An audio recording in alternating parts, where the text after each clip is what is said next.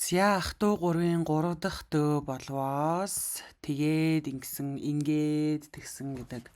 За хятадд сурж байгаа хүүхдүүдийн хамгийн хэцүү ойлгодгүй дөө баха бараг. Газрын дөө гэж зэрэг нэрлэлттэй уртаа газар гэдэг дэлгүүр ханцтай. За дакаошин дөө чумэнло гэн. Тэр баярлаад чумла гэрээсээ гарлаа.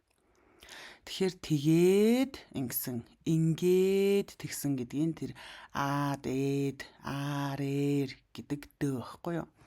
Хоёр талаатай дөө нь болохоор тэгхтэй тийм, ингэхтэй юм гэдгийг дэ гэдэг дөө гэсэн тийм. За 3 дахь дөө бол баярлаад гарлаа. Та рэнжэнд шиэцэ гэн. Тэгэхээр тэр рэнжэнд гэхэлэр тэр маш анхааралтайгаар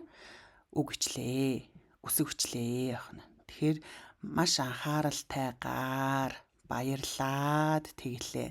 Анхааралтайгаар тэглээ буюу байдлын нөхцөл үйл үгийг тодтогдог дөө байна. Дахиад шаарэ. Тамаманд дакхайбао гэн.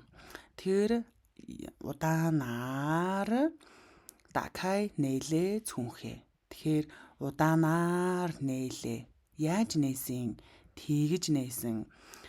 Тоншэмэр чинда бангман гэн. Тэр ангийн хүүхдүүд сурагчид маш халуун дулаан сэтгэлээр тусаллаа.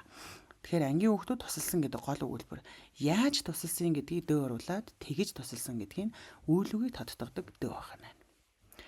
За тэгэхээр таад өөрсдөө